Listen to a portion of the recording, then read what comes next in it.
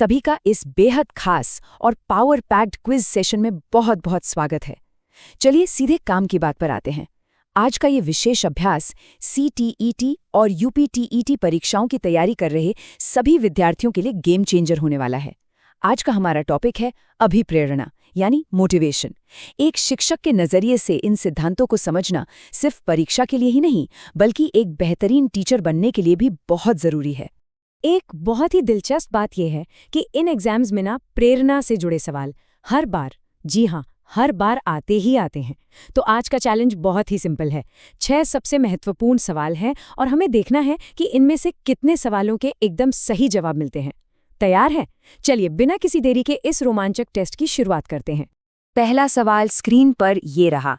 प्रेरणा का मुख्य कार्य क्या है? ये बहुत ही बेसिक लेकिन सबसे ज्यादा पूछे जाने वाला सवाल है। चलिए ऑप्शंस देखते हैं। ए, डर पैदा करना, बी, सीखने के लिए प्रेरित करना, सी, दंड देना, डी, आराम कराना। दिमाग लगाइए, सोचिए। 2, 1 और सही जवाब है बी, सीखने के लिए प्रेरित करना। सीधी सी बात है, प्रेरणा या मोटिवेशन का काम ही यही है कि वो किसी भी इंसान को काम करने और अपने लक्ष्य को हासिल करने के लिए एक अंदरूनी ताकत दे। यही वो आग है जो नई चीजें सीखने के लिए एक्साइटेड रखती है। एकदम इसी तेज रफ्तार के साथ बढ़ते हैं दूसरे सवाल की तरफ।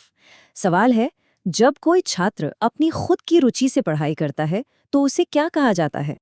ऑप्शंस हैं ए, बाह्य प्रेरणा, बी, नकारात्मक प्रेरणा, सी, अंतः प्रेरणा और डी, दंड प्रेरणा।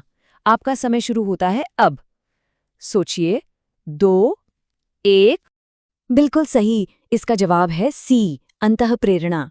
देखिए, जब अंदर से खुद कुछ सीखने का मन करे ना तो उसे ही अंतः प्रेरणा या इंट्रिंसिक मोटिवेशन कहते हैं। और सच मानिए, सीखने के लिए ये सबसे मजबूत प्रेरणा होती है। अगले सवाल पर जाने से पहले एक छोटी सी बात हमेशा याद रखनी है। निरंतर अभ्यास ही सफलता की सबसे बड़ी कुंजी है। बस इसी एनर्जी और उत्साह को बनाए रखना है।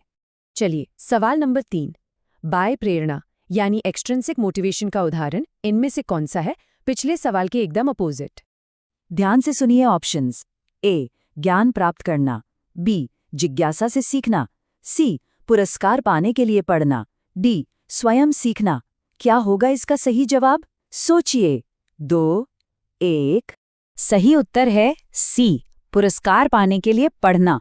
जब हम किसी बाहरी लालच, इनाम या पुरस्कार के लिए पढ़ाई करते हैं ना, तो वो बाह्य प्रेरणा के अंदर आता है।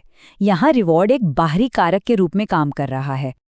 आगे बढ़ते हैं चौथे सवाल पर। ये थोड़ा मनोवैज्ञानिक सिद्धांत से जुड़ा है।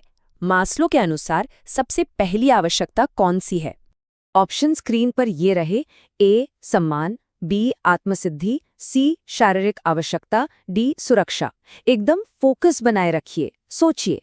2, 1। जवाब है सी, शारीरिक आवश्यकता।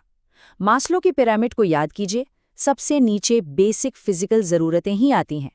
किसी भी उच्च स्तर की आवश्यकता से पहले इन बुनियादी शारीरिक जरूरतों का पूरा होना सबसे ज्यादा जरूरी है। हमेशा याद रखिए, हर सही उत्तर परीक्षा में सफलता को एक कदम और करीब लाता है। बस 2 सवाल और बचे हैं, पूरा जोर लगा दीजिए। सवाल नंबर 5, इनमें से कौन सकारात्मक प्रेरणा को दर्शाता है? क्लासरूम में इसका बहुत इस्तेमाल होता है। ऑप्शंस देखते हैं। ए, दंड, बी, भय, सी, प्रशंसा, डी, धमकी। बहुत ही आसान है, सोचिए। 2, 1। एकदम सटीक सही जवाब है सी, प्रशंसा। किसी की तारीफ करना या प्रशंसा करना एक बहुत ही बढ़िया पॉजिटिव रीइंफोर्समेंट है जो छात्रों को अच्छे व्यवहार और बेहतर प्रदर्शन के लिए तुरंत बढ़ावा देता है। और ये रहा हमारा आज का आखिरी और छठा सवाल। शिक्षण को रोचक बनाने से क्या बढ़ता है? अगर क्लास इंटरेस्टिंग हो जाए तो उसका क्या असर होगा? आखिरी बार ऑप्शंस पर नजर डालते हैं। ए, डर, बी, प्रेरणा, सी, तनाव, डी, दंड। ये लास्ट चांस है सही करने का। सोचिए। 2, 1। शानदार! सही उत्तर है बी, प्रेरणा। अगर पढ़ाने का तरीका ही मजेदार और अट्रैक्टिव हो जाए तो बच्चों के भीतर सीखने की प्रेरणा खुद ब खुद कई गुना बढ़ जाती है। और सच कहे तो यही एक बेहतरीन टीचर की पहचान भी है। तो चलिए, अब समय आ गया है परिणामों का मूल्यांकन करने का। अगर 6 में से 6 उत्तर सही हुए हैं तो भाई वाह, तैयारी एकदम एक्सीलेंट चल रही है। और अगर स्कोर 6 से कम है तो कोई घबराने वाली बात नहीं है, बस निरंतर अभ्यास जारी रखना है। नीचे कमेंट्स में अपना स्कोर जरूर शेयर कीजिए। देखते हैं आज का टॉपर कौन रहा। और हाँ, CTET और UPTT के ऐसे ही पावर पैक्ड सेशंस के लिए चैनल को सब्सक्राइब करना बिल्कुल मत भूलिएगा। हमेशा सीखते रहें और आगे बढ़ते रहें।